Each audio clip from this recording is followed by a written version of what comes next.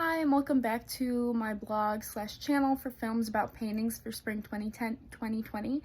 Today I will be discussing Simon Schama's documentary on Rembrandt, and I will be discussing how Schama doesn't really use expert interviews. It's really just himself who both writes and performs pretty much the entire information of the documentary. And I will be answering the question of how this affects my experience and how if I feel this seems more or less credible.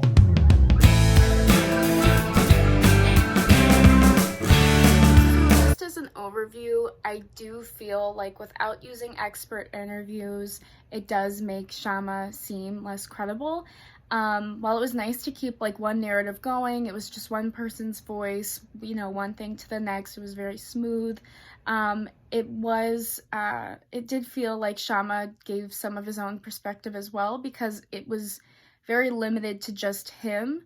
And while that does give him probably some creative range to, make a little jokes here and there, some of it did feel like, okay, is this your opinion or is this true?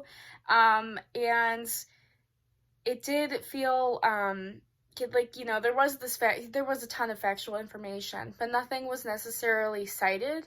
And while I understand in most documentaries there isn't a lot of citation, it can seem a little ingenuine. So to kind of reaffirm that Schama knows what he's talking about, I'm going to give a little bit of context as to who he is. And then I'm also going to talk a little bit more about the documentary. So according to Columbia University in New York's website, it claims that Simon Schama, he's a university professor there, specifically for 17th century Dutch art, which makes sense why he talks a lot about Rembrandt, European cultural and environmental history, and he has a master's from Cambridge Christ College from 1969, and he is also just, in general, like his regular title is just University Professor of Art History and History. So, I mean, that does give a little bit of background and of what he knows, the fact that he's a professor teaching about art history. He definitely does know what he's talking about. And he's also written like a couple of books that won the Wolfson Award for History, the W.H. Smith Prize for Literature, the National Academy of Arts and Letters Award for Literature, and the National Book Circle Award for Nonfiction. So clearly he is kind of a popular guy with his historical nonfiction books as well. So it does seem like he does know what he's talking about, but I want to get a little bit more into his more vague comments that were mentioned in the Rembrandt film. And obviously compared to the Caravaggio film, Caravaggio's followed definitely more of a narrative of Caravaggio himself, whereas Rembrandt, to me, it just felt like facts, and there wasn't, well, there was like, Schama did take us to different locations that Rembrandt was in different settings. He didn't probably have as much of an interesting story as Caravaggio did.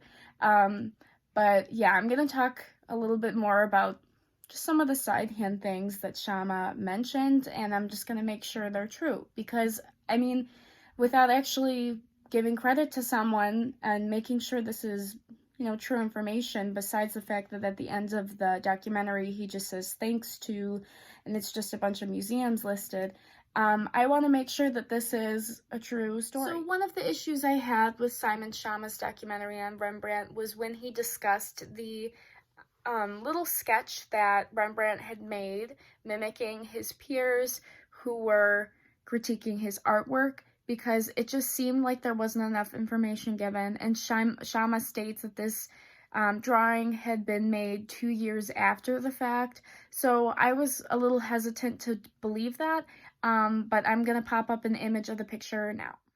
So here is the image that Rembrandt had drawn. Now this originally stemmed from Andries de Graft, who, as Schama explains from the documentary, that he was a man from whom jobs and prestige flowed, and Rembrandt was commissioned to make a painting of him, but de Graft hated it so much and felt it, as I quote, didn't quite match de Graft's stately self-image, and for that reason, de Klerk refused to pay. And so Schama explains that in order for Rembrandt to recover his money, Rembrandt had to resort to something he must have found deeply humiliating, an arbitration committee of his peers who sat in judgment on the quality of his painting.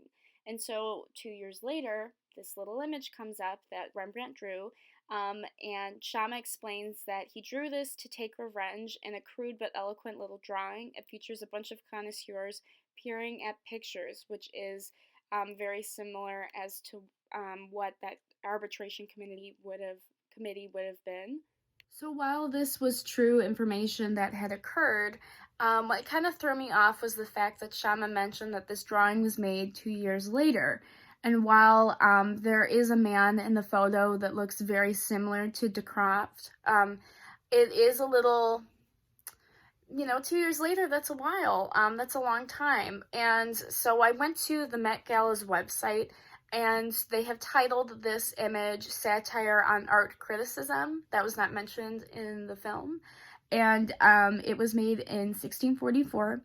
And the Met Gala describes it as an atypical subject and approach to composition. Rembrandt's satire on art criticism buffoons the rhetoric of his contemporary art critics.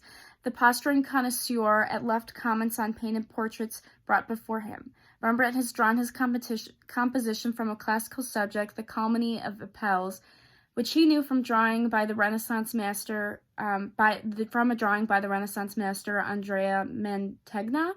In Mantegna's drawing, the beautiful calumny, urged on by treachery and deceit, drags an innocent youth who is the victim of slander before a judge, bearing the ears of an ass. The judge is flanked by ignorance and suspicion, and the repentance and truth linger in the background. Here, Rembrandt has reduced the number of personifications and has transformed them into onlookers in contemporary dress.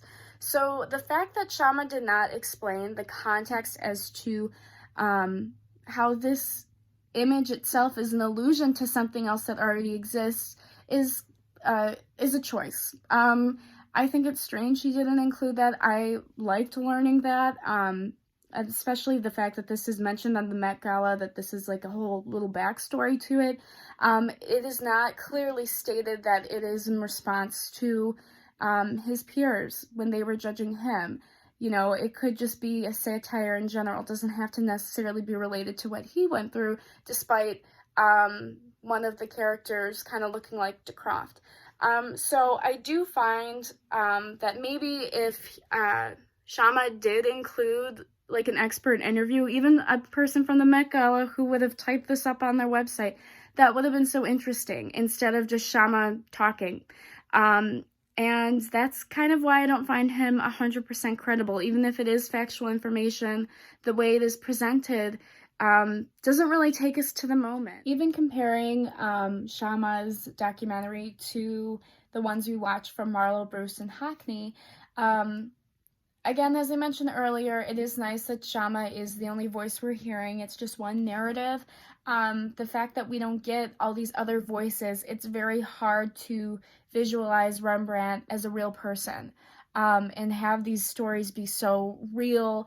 And even like comparing his documentary to his Caravaggio documentary, there was so much action. There was so much of those little scenes playing out what was happening in Caravaggio's life, and those interesting moments were just not there for Rembrandt.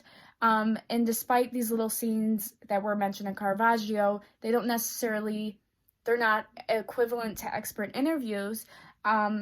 It's the fact that Schama is really just the only one feeding you all this information, and to hear different perspectives would be really nice, especially about a painter. So while I do consider Schama to be a smart person, clearly, I mean, he's a professor at Columbia, and he definitely is credible. He knows what he's talking about, but it's hard to believe that he's credible, because it does seem ingenuine when there is not another opinion, not another voice being stated. And yeah, so I mean, he's credible, but the way that he does not include the expert interviews makes the documentary seem less credible. And that's it for today. Thanks for watching.